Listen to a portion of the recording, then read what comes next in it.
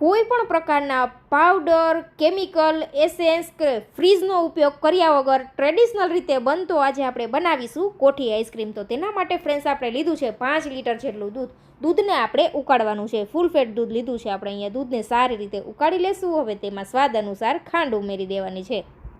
તો અહીંયા આપણે 20% જેટલું દૂધ બાળેલું છે ફ્રેન્ડ્સ, તમે અહીંયા જોઈ શકો છો. હવે દૂધને આપણે મોટા વાસણની અંદર ટ્રાન્સફર કરી દેવાનું છે અને લઈ લેવાનો છે બરફ. બરફને આ રીતે મોટા વાસણની અંદર આપણે ફેલાવી દેવાનો છે અને દૂધની અંદર ફ્રેન્ડ્સ આપણે ઉમેરી દેવાનો છે સરસ મજાનો ખમણેલો માવો. માવાથી ખૂબ જ સરસ એવો ટેસ્ટ આવે છે. અહીંયા ફ્રેન્ડ્સ આપણે બીજી કોઈ જ વસ્તુ નહીં ઉમેરીએ. કલર, કેમિકલ, એસેન્સ આપણે કંઈ જ ઉમેરવાનું નથી. તો આપણે મોટા વાસણની અંદર આ રીતે દૂધ ઉમેરી દીધું છે અને ફરીથી એક મોટો ટબ લઈ લીધો છે. તેની અંદર આપણે બરફના ટુકડા ઉમેરી દીધા છે અને બરફ ઓગળે નહીં તેના માટે નમક ઉમેરી દેશું અને આ રીતે આપણે જે ડબરો છે તેને ચલાવવાનો જ છે.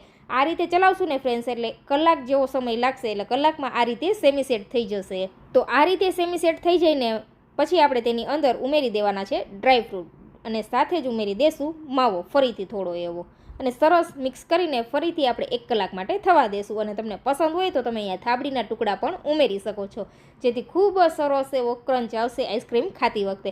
તો આપણો આઈસ્ક્રીમ બનીને તૈયાર છે. 2 કલાક જેટલો સમય લાગશે આઈસ્ક્રીમ બનવા માટે. તો તૈયાર છે કોઠી આઈસ્ક્રીમ. તો તમે પણ જરૂરથી ટ્રાય